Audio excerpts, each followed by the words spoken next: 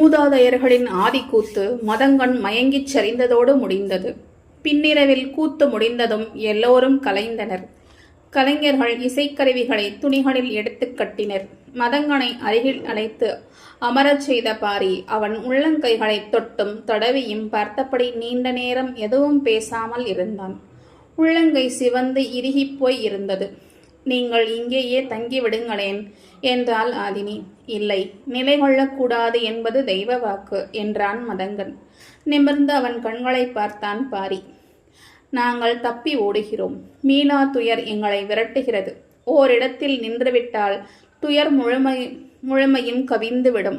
அதனால் தான் மறுபகல் காணாமல் இரவோடு இரவாக ஆடிய நிலம் விட்டு அகல்கிறோம். விளக்கிச் சொல்ல மனதில் துணிவு இல்லை. எனவேதான் தெய்வ வாக்கு என்கிறோம் என்றான் மதங்கன். பாரிக்கு சொல்ல எதுவும் இல்லை. உனக்கு என்ன வேண்டும்? எது வேண்டுமானாலும் எடுத்துக்கொள் என்றான். மதங்கன் கேட்க சற்றே தயங்கினான். தயங்காமல் கேளுங்கள் என்றான் பெரியவர் தேக்கன். மதங்கன் மெல்லிய குரலில் கேட்டான். வேறு எதுவும் வேண்டாம், கொள்ளிக்காட்டு விதை கொடுங்கள். பாரி அதிர்ந்து பார்த்தான். யாரும் எதிர்பாராத ஒன்று. என்ன பதில் சொல்வது என தெரியவில்லை. இப்படி ஒரு பொருள் இருப்பதே வெளியில் உள்ளவர்களுக்கு தெரியாது. இதை எப்படி கேட்டான் மதங்கன்? நீடித்த மௌனம் கலைத்து தேக்கன் சொன்னான். பரம்பின் ஆதி பொருட்கள் குலம் தாண்டக்கூடாது என்பது குலநாகினி வாக்கு. வேறு எது வேண்டுமானாலும் கேளுங்கள். குலநாகினியின் வாக்கு காப்பாற்றப்படட்டும், நாங்கள் புறப்படுகிறோம் எனச் சொல்லி வேறு எதுவும் கேட்காமல் மதங்கன் எழுந்தான். அவன் உள்ளங்கை பாரியிடம் இருந்தது. தடாரியை அடித்து அடித்து வடுவேறிய கை. அதை தொட்டு அழுத்தியபடியே தலை நிமிராமல் பாரி சொன்னான். எடுத்து வாருங்கள். அரண்மனையை நோக்கி வீரர்கள் ஓடினர். 3 நாட்களுக்கு முன்னர் மதங்கன் கூட்டம் மேற்கு எல்லையின் வழியே பரம்பு நாட்டிற்குள் நுழைந்தனர். பன்றிக்காட்டின் அடிவாரம் இருக்கும் காட்டாளம்தான் முதல் கிராமம். அந்த திசை வழியே நுழையும் எந்த பாணர் கூட்டமும் அந்த கிராமத்தை வந்து அடையும். அதன் பிறகு வீரன் ஒருவன் அந்த கூட்டத்தை அழைத்து கொண்டு 3 நாட்கள் பயணித்து எவ்வியூர் கொண்டு வந்து சேர்ப்பான். அப்படித்தான் இவர்களும் வந்தார்கள். வரும் வழியில் கூட்டத்தில் இருந்த பெண்ணொருத்தி மயங்கிச் சரிந்தாள். என்ன என அழைத்து வந்த வீரன் விசாரித்த போதுதான் தெரிந்தது ஆகாரமின்றி தொடரும் 4ஆம் நாள் பயணம் இது என்பது. குடுவையில் இருந்த நீரை தெளித்து அவளை எழுப்பினர். பக்கத்தில் கிராமம் எதுவும் இல்லை. உணவுக்கு என்ன செய்யலாம் என யோசித்த வீரன் சிறிது தொலைவில் இருந்த குளத்துக்கு அழைத்துச் சென்றான். மதங்கன் கூட்டமும் ஆவலோடு போனது. குளக்கரையை அடைந்ததும் நீங்கள் உட்காருங்கள், நான் மீன் பிடித்து வருகிறேன் என்றான்.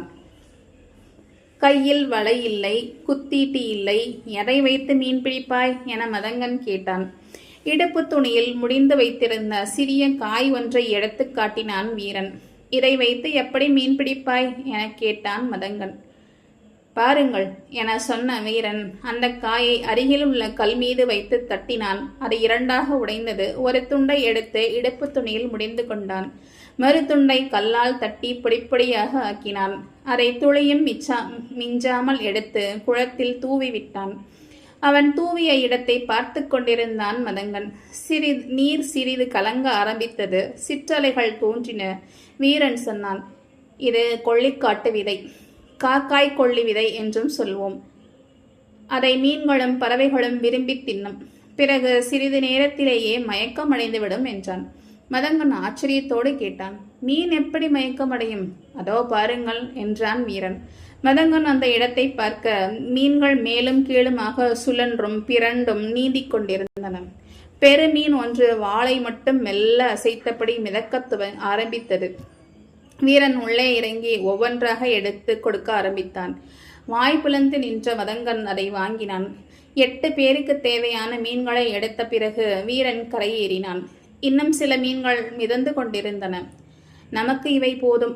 அவை சிறிது நேரத்தில் மயக்கம் தெளிந்து நீருக்குள் சென்றுவிடும். அதுவரை பறவைகள் எதுவும் கொத்தாமல் பார்த்து கொள்ளுங்கள் என்று சொல்லிவிட்டு நெருப்பு மூட்ட தீக்கள் எடுக்கச் சென்றான் வீரன்.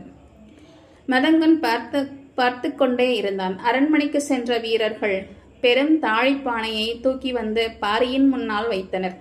மதங்கனின் கண்கள் ஆச்சரியம் நீங்காமல் பானைக்குள் பார்த்தன. அதே காய்கள். பாரி சொன்னான், எவ்வளவு வேண்டுமோ எடுத்துக்கொள்ளுங்கள். தேக்கனின் மனம் பதறியது. ஆதினிக்கு என்ன சொல்வது என புரியவில்லை. குல வழக்கங்களை மீறும் இடங்களுக்கு சாட்சியாக நிற்பவர் யாராக இருந்தாலும் உள்நடுக்கம் கொள்வர். எல்லோருக்குள்ளும் ஒருவித அச்சம் உண்டானது. இறுக்கமான அந்த சூழலில் மதங்கனின் இரு கைகளும் தாளிக்குள் இருந்து கொள்ளிக்காட்டு விதையை கை நிறைய அள்ளின. தடாரி பேரொளி எழுப்பிய போது உணர்ந்ததைப் போல பல மடங்கு நடுக்கத்தை இப்போது உணர்ந்தனர். பரம்பின் குரல் ஒலிக்கும்.